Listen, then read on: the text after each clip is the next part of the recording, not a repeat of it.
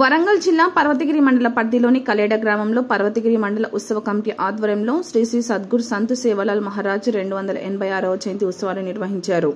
ముఖ్య అతిథిగా వర్ధనపేట ఎమ్మెల్యే విశ్రాంత ఐపీఎస్ అధికారి కెఆర్ నాగరాజు పాల్గొని ప్రత్యేకంగా పూజలు నిర్వహించారు.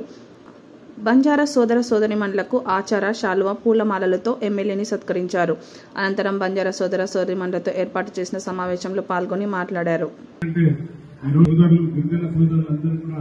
రావుల్లో ఉన్న గిరిజన సోదరులు కూడా ఇబ్బంది పడుతుంటే కెనాలంతా తెలుపుకుంటా కెనాల్ పై నుండి నేను ఇవాళ అధికారులని పరిశీలించి వారికి నా రైతు సోదరులకు తప్పనిసరిగా అన్ని విధాల ఆదుకోవాలనే ఉద్దేశంతో ఆచరణ కాబట్టి మీరందరూ కూడా పెద్ద మనుషులను ఆశీర్వదించి క్షమిస్తారని కోరుకుంటూ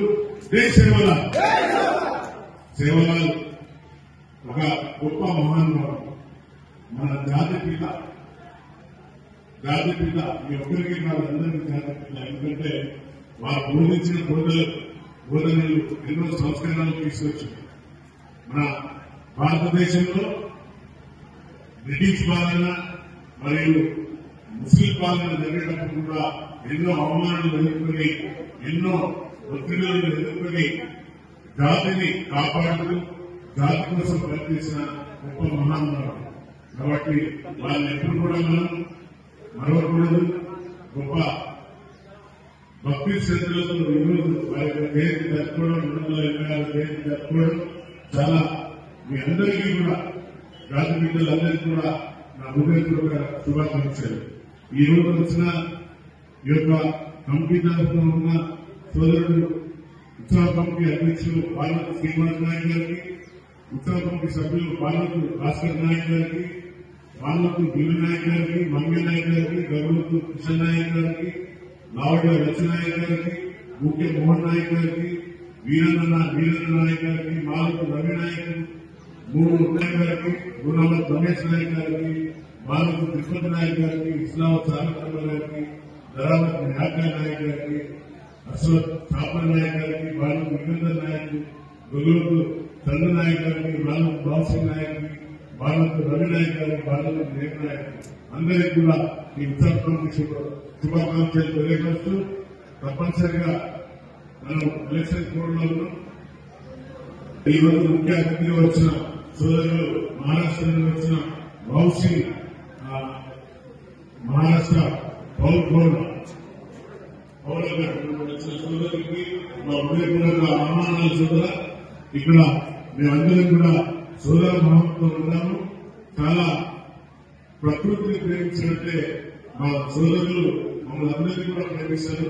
ఇలాంటి దేశాలు కోపాలు ఏవేమి లేకుండా మమ్మల్ని ఎప్పుడు ఆదరిస్తుంటారు. కాబట్టి ఈ రోజు నన్ను ఆదరించినారు కాబట్టి ఈ రోజు మీ అందరి ముందరికి వచ్చి నిలబడి మాట్లాడగలుగుతున్నా. తప్పనిసరిగా శ్రీరన్న మా కమిటీ సభ్యులు ఏదైతే కోరినారో తప్పనిసరిగా మళ్ళీ జయంతి ద్వారా వచ్చే సంవత్సరం జయంతి నాటికి మనం ఒక కార్యరూపణ చేసుకోవాలని ఈ వేదికకి నేను తెలియపరుస్తున్నాను.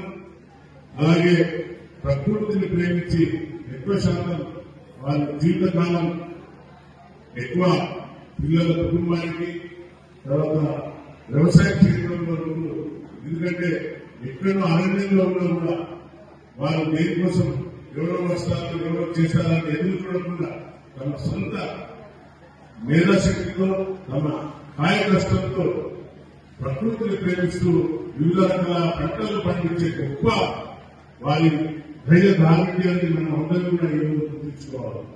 వాళ్ళందరినీ కూడా మనం ఈ వేదిక వెళ్ళి ఎంత పువ్వుగా కూడా తగ్గలేదు. లంబాడి జాతి అంటేనే అందరికీ ఆదర్శపడాలి. వారిని చూసి వేరే వాళ్ళు కూడా చాలా నేర్చుకోవాల్సిన ఎన్నో సమస్యలు కానివ్వండి లేక ఎన్నో పురోగతులు కానివ్వండి అన్నింటిలో కూడా వారు ఏది తీసుకున్నా కూడా ఆ నైపుణ్యాన్ని చాకచక్యంగా ఎదుర్కొని చేసిన ధైర్యశీలు.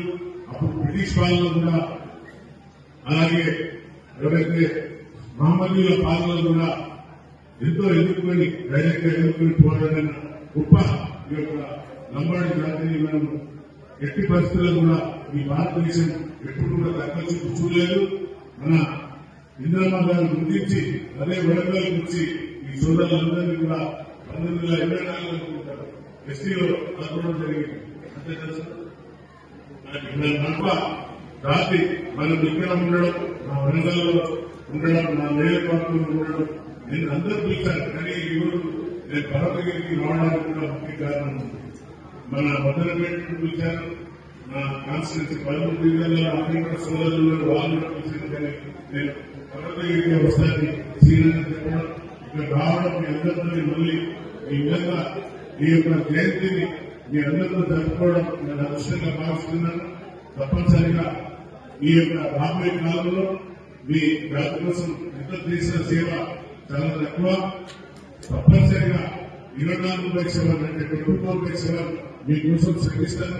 తప్పనిసరిగా మీకు రావాల్సిన హక్కుల కోసం కూడా సోదరుడు చిట్టుబాబు ఓపెన్ కాంపిటీషన్లో కూడా మీరు వచ్చే మేధాశక్తి ఉంది. మీకు మీరు ఎప్పుడు కూడా హనుమంతుడు తన శక్తి దాన్ని తెలియదు.